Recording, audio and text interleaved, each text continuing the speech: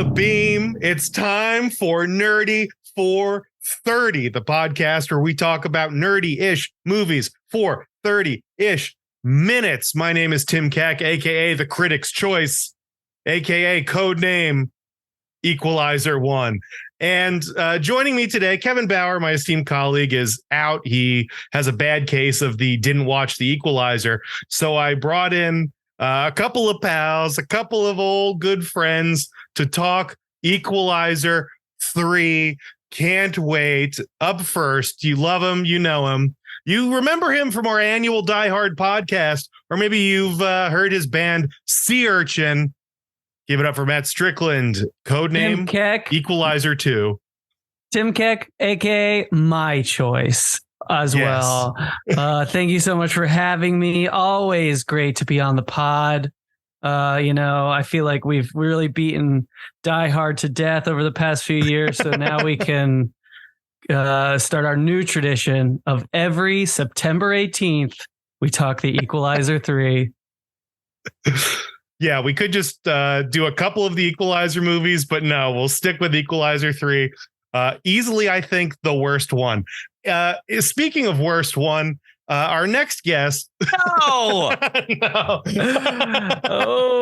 Oh man. You might remember him from Clear the Dance Floor, his show on Radio Free Brooklyn. Like, I thought Kevin wasn't here this week. Hey, if you're already subscribed to this pod, you probably heard our little crossover episode. We did Nerdy for 30, Clear the Dance Floor. We posted that last week. It's the host extraordinaire, Colby Smith. Colby, Timbo, how you doing, man? Good to see you, buddy. Happy to be here. So excited to talk Equalizer 3 and anything else that comes up. We'll see what else happens. Now, I'm not sure exactly how many thoughts I have on the Equalizer 3. It might be like nerdy for 12, you know? But we have a lot of thoughts in general, so I think we'll be able to fill the time. Colby, Matt, you've seen this before, right? You've seen Equalizer 1, Equalizer 2, Equalizer 3. You're a fan of the franchise in general. Can I say that? have seen all three Equalizers. Yes. I would say I'm a fan of Denzel and action movies. I wouldn't say like Equalizer, that franchise is like top on my list or in the top 50, 60 action franchises. But if there's an Equalizer 4, I will watch it. Yes, I feel like I'm in the same boat. Now, Colby, you haven't seen 1 or 2, correct? I haven't seen him in fresh to 3. I wouldn't say I was even aware of this series until Equalizer 3 was coming out. So we showed up. I was a little late. It was my fault. And then we had a terrible cheese pretzel disaster.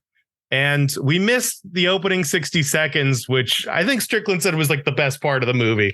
Just walking through a hall of bodies. Yeah, the opening scene is definitely the high point. It never quite reaches those highs again.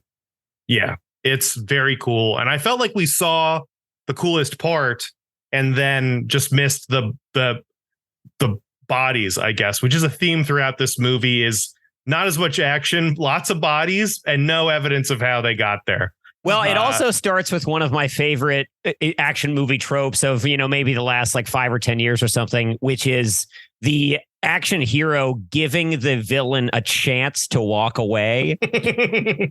He's like Denzel has it where he's just like, you've got 9 seconds to make your choice. 9 seconds, and then it's just like, it's such a thing, it's like they do it in Jack Reacher too, where it's just like Tom Cruise is just like, I'm giving you a chance, Well, once you give them the chance, it justifies any amount of carnage that is going to come later, because the audience can be like, well, he could have walked away, but he's too greedy or too evil, Denzel didn't kill him. This man chose to die. I would walk away personally. That's a thing, Colby, the 9 seconds thing. You probably didn't get this, but it's more stressed in the first one, less so in the second one. But the thing is, Denzel's character is, what's it called? Obsessive compulsive. Oh, that's why he does all the stuff with the tea. But he's like, has mental disorders. So he's like very obsessive compulsive. And that's the whole thing with the time, which only shows up in this scene in that movie. But the other movies are just like he foresees all the different things that can go, and he knows it's going to be 15 seconds. And then he's going to like kick that guy and then punch this guy. And then, so it's like that was sort of a callback to the earlier films of the franchise. Gotcha. Okay. Well, this really flies in the face of all those memes I see on like mental health Twitter that are like, this is what it's like for a neurodivergent person to like be at a party. It's like Denzel is killing everyone there.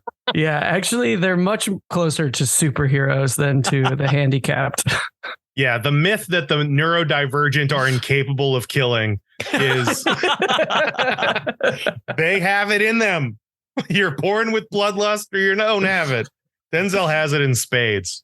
Yeah. But I will say, just to close out this opening section a little bit, 9 seconds is like not enough time to make that decision.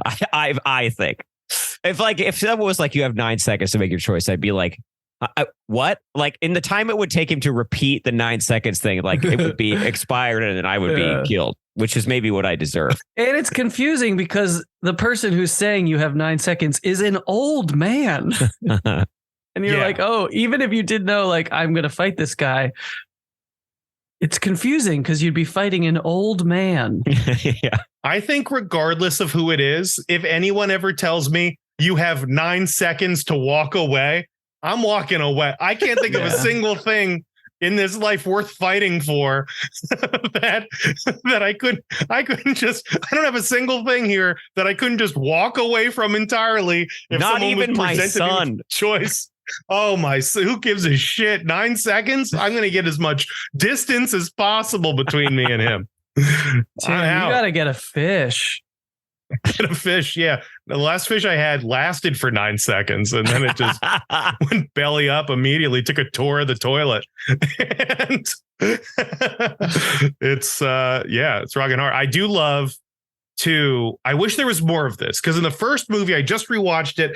There was a lot more with the time. And honestly, I have no idea how his timing thing works. He's like 12 seconds. And then it takes a little longer than 12 seconds. And he's like, I wish it could have been 12 minus 6 or whatever. That's whatever. I don't know. I don't get it. It seems like a fidget more than anything useful that he's doing. But I do love the line when he's like, the guy with the gun is a foot too close. And I feel bad for the other guy because he's not going to see his family again. Awesome. I wish there was more of that in this movie. It's the best part. It's what makes the Equalizer so cool. And it reminded me of like Sherlock Holmes with Robert Downey Jr., where he like breaks down the fight in his head. You know what I'm saying? Like before it even starts, he's like, I'm going to punch him in the neck. Then I'm going to punch him here. I'm going to pick up this corkscrew and slam it in his eye. They kind of took out that element completely from this movie and really just wanted to show Denzel living amongst the Italian people as one of them. Well, that's the thing is like there's not much of any kind of fighting in this movie. I think there's like 3 scenes. There's like the opening scene, that middle scene where he kills all the brother and the spoiler alert, he kills a bunch of guys, and then like the climax, the ending climax. So which a lot of the fighting of the ending happens off screen, and we're mostly like with the villain who freaking out as Denzel's killing people off screen and he's seeing the remnants. So there's just not that much action in this action movie, which I think is one of the big flaws. There's a lot of like Denzel considering the peaceful life of the Italian coast. I hate the bodies thing so much in this movie because they make you wait. There's 30 minutes between each action scene. Yeah. Right. And then you get to the end and you're like, well, he just has to murder a house full of people, and he's good at this. He sneaks, he's in the shadows. He picks up a household object, smashes somebody. But instead of seeing any of that, they just show a bunch of dead bodies and say, take our word for it. What you guys didn't see was something. It was really cool. It was all man. It was so awesome. I wish I could have shown you this, man. It would have been great. But we had to trim some time off and we couldn't cut anything of him just hanging out in the cafe. So we had to skip over this giant action set piece and get right to him taunting this guy in the street, which I think was awesome. Oh, yeah. It was not as awesome after the fact that we missed this whole thing. I was thinking when that happened, so this is it, as opposed to, damn, this dude is just straight up, because Denzel, it seems like he's on the side of justice and he wants to just kill guys who affront him, but he fucks with them. He like tortures guys, and it'll be like somebody stole from a woman at a store and he finds that person and like tortures them and like poisons them and then walks them into the street to get hit by a car. I mean, he's a monster, really. I mean, that is sort of what I liked about like the opening scene. And like, I do like that of the times when Denzel is treated like Jason Voorhees, where he's like a slasher killer, and it's like instilling all this fear in the other characters. And it's like, you just see the carnage and like that he has created and left behind. I do think that's cool. And they could lean in more to that. But eventually you got to see Jason like chop some heads off, I can't help but thinking it's just because Denzel is, getting up there and he just doesn't have, Keanu is like the only guy who can do all those stunts at his age, Tom Cruise. I think you could get Tom Cruise in there. Tom Cruise. Well, he's a freak. Are the other movies like big on like fist fights? Like, are there like Krav Maga level, like takedowns happening, or is it more like shootouts? It's more like shootouts, but there's some fist fights like that in the first Equalizer, Tim, where he goes to free Chloe Grace Moretz. He's like, I want to buy her freedom. And then the bad guys are like, she's our best whore. And Denzel's like, you made he tries to buy her. Yeah. But then he kills all those guys. Like, that's like, there's some fisticuffs there, but it's mostly like, I would say a shoot 'em up. I feel like the fisticuffs are nothing a 70-year-old man couldn't do. I think it's a lot of him getting the drop on people and like slitting a throat, or like, someone throws a punch, he lifts one arm up to block it and then stabs him in the neck. Like, he's not Keanu Reeves at all by any means. He never leaves his feet. He is. I do wonder if the John Wick movies have spoiled us, or spoiled me. I think they have spoiled me. I think I am expecting a level of action that is just not that most people aren't capable of. Not only the star Keanu is just like a star who can like do a lot physically, but also like, the director of those John Wick movies is like a former stuntman. So the choreography is on point. Like, it's very focused in that area where I think they've ruined me. I think they're too good. Yeah. I mean, that being said, I feel, to me, the opening scene is amazing. The scene where he dispenses with the 4 like low level mafia guys who are intimidating everybody in the restaurant was very satisfying. That also has another action trope that I love, which is like the action hero who will grab grab a villain in such a way where he doesn't have to apply any pressure. It's perfect for like someone of Denzel's age. He's like, you feel that? That's your Anacostia nerve. And he's like, if I press a little harder, you'll shit yourself. I feel like there's a lot of action movies where it's like, I'm getting you in the exact right position where I can like break your arm with no effort. And like, that's I always like that. Yeah. He's what Steven Seagal wishes he was. Yeah. Like, Denzel's sitting in that scene. He like doesn't stand a lot in this movie. And he still is like pressure pointing people. Yeah.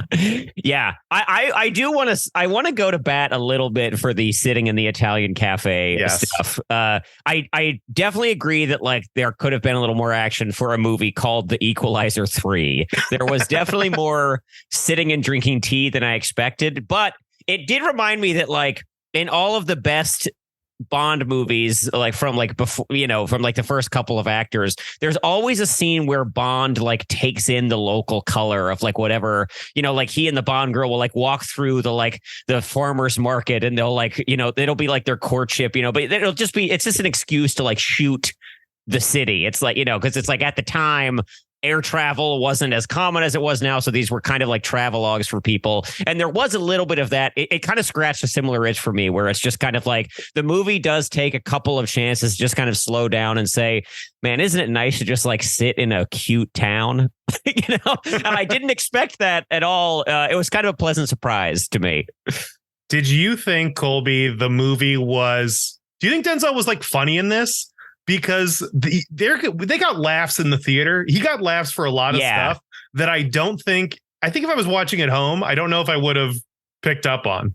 I don't think I would have either. And I think it's just all in his like acting choices. Yeah. Like there's the one that sticks out to me is when Dakota Fanning is like kind of like taunting him a little bit. And she's like, you're not in any records. Are you some kind of ghost? And he goes, boo. Says it in the weirdest possible way you could say boo. And I loved it. I thought it was great. I mean, that is a huge benefit that this movie has, is like all the non-action stuff. It still has Denzel, who's like his own special effect because he's fucking Denzel. He's just so good. Like he can do shit like that. So he does make he makes a lot of stuff that might be boring if it was a Hemsworth. Not might be. It would be boring if it was a Hemsworth. He still makes it. Can't take your eyes off him. Well, I was thinking about kind of like a counterpoint to this is Pierce Brosnan did a action movie in 2014 called The November Man. Okay. Yeah.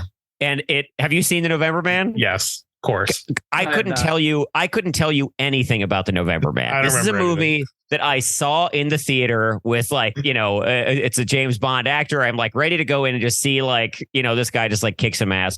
I remember having like a fine time. I couldn't tell you a single thing about it, but I will remember like things about this movie, mostly because of Denzel and like how great, like how watchable he is. This is like the most like casual fun I remember seeing Denzel have. It seems like he is having a great time as an actor, just like goofing off. And I was like, I don't know if the director is like hanging him out to dry or if this is like actually good, but he just keeps fidgeting the whole time. Like if he'll keep riffing, if they leave the camera on him, he's going to keep riffing. He's going to keep like banging the spoon in his teapot and like taunting the girl. Like he's wild. It seems like, I think Denzel had a great time making this. Yeah. I mean, he got to go to that beautiful Italian coastal city, coastal town, which that's fun. And I do think you're probably right that this is like Denzel's playtime, because I think these are the only sequels he's ever made to any of his movies. He's never made a sequel before Equalizer 2, and now he's made Equalizer 3. And I can't help but wonder if he's gotten to that point where he's just like, all right, I'm going to get a studio to give me $300 million. But it's probably not that much, but a lot of money to just like go to some Italian villa. Like the next one's going to be on some Caribbean island. He's like really stepped up from Boston, which was the first one. And I feel like he's just going to keep making these to like have his playtime. Mm-hmm. Speaking of the tiny Italian village, I wanted to run this theory by you guys because it seems like up top, he is living and ingraining himself in this community. It seems like that's kind of like the Equalizer's bit. As he shows up, he ingrains himself in the community. He makes friends. He finds people he cares about. Someone wrongs them and he defends them. He protects them. And he finds this little coastal town in Italy and it's beautiful. And there isn't a car in sight. People are like walking everywhere. Like someone's apartment burns down and the neighborhood comes together to support him. Like they celebrate their victories. They lift people up when they fall. It seems like the ideal, like small town, like walkable community that we all crave on some level, where we all find a place where we belong and we're part of a community. And then capitalism rears its ugly head in the form of the mafia coming in to build resorts, casinos. I mean, it is straight up capitalism coming in to destroy the ideal, like working class, like social structure. And Denzel Washington is the only man who can protect us from it. It's very much great analogy.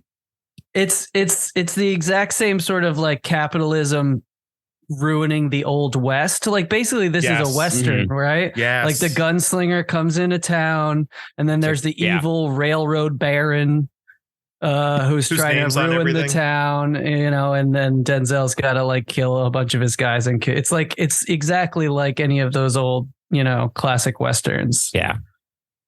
Yeah. It's interesting that it's an American stopping Italian capitalism. Some smarter, leftist writer than me could figure out where that's coming from. But that's all I got to say about that. Yeah, if we're picking any person to stop capitalism in a movie and stand up against it, an American is probably miscasting casting that whole thing. Should we do some but if beefs anyone could do it, it's Denzel. Yeah. Yes. Denzel's incredible. So beefs, things that we're beefing with. Did anybody have any like standout beefs of like, I'm not buying this? I think that it was a big mistake to cast Dakota Fanning in this movie, because the whole time I'm just like, man, I wish I was watching Man on Fire. Like this movie was fine and it was pleasant, but like they're on purpose reminding me of a better movie. Yeah, her storyline I think is also very lazy. Where he kind of just tells her what to do the whole time, and then she's like, I got it, and then they like figure it out. I don't know. That felt a little undercooked to me. She doesn't discover anything on her own. No, she just repeats what he said to her superiors and then gets her ass kicked and then is in the hospital for the rest of the movie. Yeah, I fully thought Roy from The Office was gonna like be a bad guy. Yeah, because they were like sort of setting. He like didn't really do much, and I was like, "Oh, this guy's gonna betray her." And then he just like he's like, "Okay, I'll take care of it," and then like goes away and never comes back. Yeah, that her whole part of it didn't need her. A little weak. What do you think about the organizational structure of what is it, the CIA that she's in? That she went from answering phones one week to being on the ground and in charge of operations in Italy the next week. Like, that's not real, right? That's impossible. There's no way that happens. You need like training to be a field agent. I don't think, you get to like just jump up from like the phone service. Yeah. Is there any way that they could have recreated their chemistry from Man on Fire? I mean, that is so specific, like an older man bonding with a young girl. It's like very father, daughter situation. Yeah. Could they have recreated that in this movie in a way that was convincing? I was hoping for a little like he comes into the hospital room at the end of the movie, and she's got like Blue Bayou is playing on the radio, and he's like, oh, I like that song, and she's like, it's a classic, but then turns it off, and then like the scene begins, so a little. I don't need much. They could have given her like any personality. You know what I mean? Like her whole personality is like you said, just, oh, Denzel, you tell me this. All right, now I'll tell, I'll do that. She had there was no color to her as a person. What about a scene where she's swimming and he goes and he meets her and she gets out of the pool, and they just like recreate one of the block sets you free or whatever. Like that whole cute bonding thing in the first one. She could have gotten kidnapped at the end, and could have needed to, like, she's being held captive in the house. They do like a prisoner swap, like they did in Man on Fire. I mean, they honestly should have just made it Man on Fire, and it would have been so much better and good. If you're gonna remind me of Man on Fire, like, just go all the way with it. Yeah. Just let me watch Man on Fire. If you're going to remind me in any way of Man on Fire, I better get to see Man on Fire. Something I really liked, it's a small thing, is the actor who plays Enzo, the doctor, has just like, he's just got a great face and he's got a great voice, and he really just like, that's like a 70s character actor, from like a trashy movie like this. It's like, there used to be all over, movies of this kind. I was happy to see a guy like that. Yeah. Enzo. I liked him. My thief was, I really enjoyed the date that Denzel goes on with that girl when they go down to the market. Just that whole like fish market / family spaghetti dinner. Yeah. That whole thing. I was like, yeah, man, I want to do that. Yeah. I want to show you the real food of Altamonte. Yeah. I want to show you the real food of Ridgewood, Queens. How do they not end up hooking up? Actually, it's great that they didn't, but I thought for sure she was more flirty up top. Yeah. Ultimately, it's good. We don't want another entrapment situation. I feel like that's one of Denzel's legacies is he just left a lot on the table there. No Julia and Pelican Brief. No Whitney Houston and Preacher's Wife. No Jennifer Beals and Devil in a Blue Dress. He doesn't like to seal the deal. He likes to stay a noble, dignified man. He's a gentleman. He knows he could get in there, but he chooses not to.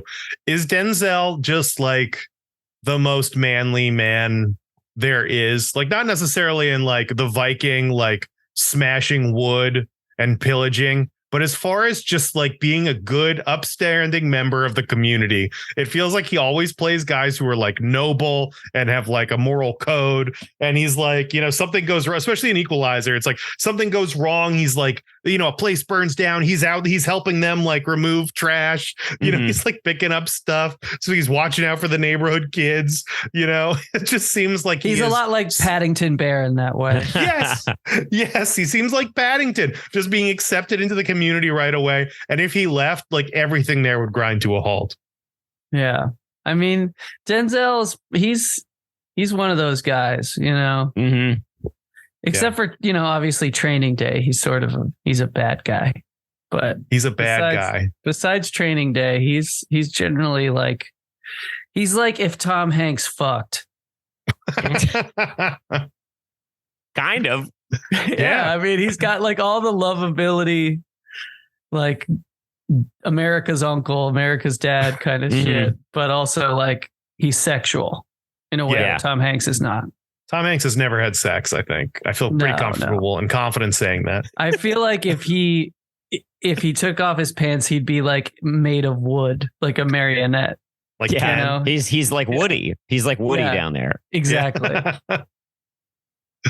It's like a cotton pouch. My thief in this, I think I've realized that Denzel no longer cares about the action part of this movie, but thank God he still loves to stare bad guys down. Oh man, because it's every time. And I mean, this is something he gives the best looks at people he dislikes.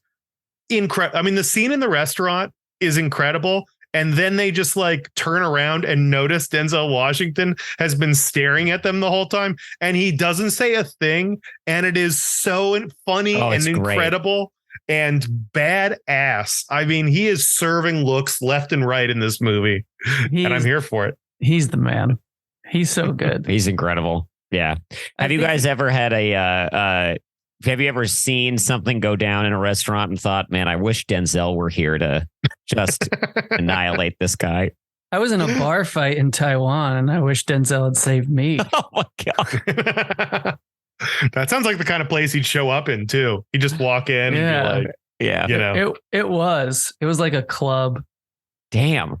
Yeah. That's epic. So, someone should have saved me. I just got a bottle cracked over my head and ran out with blood streaming down my face. Oh my God. It wasn't so much of a fight as I just got hit in the head with a bottle and I ran away. Did Denzel throw the bottle? Because it seems like something. Yeah, that was my problem. I got equalized. Yeah. Your involvement in that Taiwanese drug ring, I think, really led to a lot of misadventures for you. Everyone got caught but me. You guys have no idea about my past life. There is an opportunity for a catchphrase in these movies that they're not taking, which is every time he kills someone, he goes, "You've just been equalized, motherfucker." Yeah. Don't say Equalized or mention the name at all, I think, in any of these movies. Yeah, it doesn't make a ton of sense. No, but you would think that there'd be like at the end of the first one, like the newspaper, the morning paper gets like thrown down and you see the headline is like, is there an Equalizer out there? Yeah, I mean, I don't know. Overall, I'm like, this type of movie, I feel like is dumped on Netflix once a week, right? It's like there's like a middle-aged to like an older star in an action movie that is like shot terribly, is like so forgettable. And like you watch them, you have fun. But then it's just like they're completely gone. Like the November Man. The geezer teaser. But this, I don't know. I mean, I haven't seen the other two movies, but I was like, this was real. I had a really good time watching this. I liked that it's in the theater. Denzel is great, and it was not what I expected in a good way. It's a movie. It's a real movie. Like that stuff on Netflix. It's true. That's not a those aren't movies. They're junk. They're just not movies. They're content. But you know what I mean? Film. Like this easily, if it didn't have Denzel, like this would just be put. It would just be put there, like next to all that stuff. Well, that's the power of Denzel. I know. And director Antoine Fuqua. I mean, he's incredible. He's Denzel Scorsese. Yeah, that's true. That's true. They've done like 8 movies together. Yeah. Oh man, I just saw it. Training Day. What was the other one they did? The Magnificent Seven. Oh, I saw that. That was kind of fun. I liked that movie. Thought it was good. Yeah. Did you know that his name is actually pronounced Denzel? Come on. Denzel was on a talk show, like, I don't know, recently, meaning in the past, like 5 to 8 years. And he says it's actually pronounced Denzel, but no one, like, somehow it became Denzel. And like, you know, once that's stuck, you just sort of stick with it. But it's actually Denzel Washington. Denzel is such a cooler name. I know. Yeah. Denzel sounds like an elf that steals your shoes in the night. And it's like, well, you should have put your shoes away. Careful, kids. Denzel might come tonight. Denzel's got him. But Denzel's going to tickle your feet. Oh, my God. That's pretty good. So crazy. Speaking of true facts, anybody got any final thoughts on this, Matt? Final thoughts on the Equalizer 3? I'll agree. Worst of the 3, I say still worth watching. Happy I saw it in the theater. It's a real film. It's a real film, Jack. I would say, Colby, if you liked this one, check out. Go backwards. Go 2 next. And then hit 1. Okay. Because 2 is actually my favorite. Here's the thing about 2. I don't want to spoil anything, but I'll just say this. The finale, it's they lead up to this big action finale. Denzel versus the bad guys. And then for no reason at all, it's just also there's a hurricane happening. But it does not matter to the plot at all. It could happen without the hurricane, but they were just like, how about also there's a hurricane? It makes it even crazier that this movie ended the way it did because the endings of the other 2 are insane and so much fun. Yeah. Wow. Colby, final thoughts? Equalizer 3, you're counting down with these guys? Definitely recommend seeing. You don't need to have seen the other 2 movies to enjoy this one. Denzel is goated with the sauce, as is the actor playing Enzo, the doctor. Enzo, we love him. We need him. Dakota Fanning, wish it had worked out better for you. Yeah, I agree. 3 is good. First, before you watch 2 or 1, watch Man on Fire and then go to 1 and just see the origin of this whole layout. Guys, got anything you want to plug? Colby, got anything coming up? Yeah, people can check out my radio show, Clear the Dance Floor, on Radio Free Brooklyn on Sundays from 4 to 5. And then the podcast comes out the following Friday. Yes, I've been on a few times. It is great. It is fun. Love hanging out with Kolb and the gang. Fans of Tim will find lots to enjoy and Clear the Dance Floor. And people that hate Tim will still be satisfied. Matt, Rock God, is there anything you want to plug before we get out of here? I will say I can't divulge all the details just yet, but stay tuned for some big announcements for my band Sea Urchin in the next 60 to 90 days. Wow. Now, what are fans of Tim supposed to do? Fans of Tim, I would hope that you can pressure Tim on Twitter to make this promise right now that once the album drops, Tim brings me back to talk about my top 5 favorite music-related films. Oh, okay. Wow. And the sound of music, the sound of music, the sound Colby of music also appears on the album. So me and Colby should come back and talk about our favorite music albums. So it's text at Tim Keck. Yeah. At Keck. Yeah. What's your handle? I don't know. I don't know. Come at me show@gmail.com is a pretty good one. You can hit me up there. And that's not your personal. Drop your personal information, Tim. I'll give you my address. I'll link my address in the bio. They can email colby@radiofreebrooklyn.org. Yes, for all your Tim related needs. I mean, I'm like I'm a Sea Urchin groupie, I think, go to the shows, flash the band, try and walk away with a speaker if I can. Steal some pics. Stay tuned, fans of Tim. Stay tuned. All right. Thank you all for listening. This has been Nerdy for 30. Tell one person about this and let them know that it's good and that they should listen. And, we'll be back. We'll be back with future episodes. We're still doing this. Me and Kevin will be back on Thursday talking, movie tiers. We're ranking all the tiers and it's going to be great, good quality stuff. I don't know how Kevin usually ends this, but stay nerdy, everybody. Bye.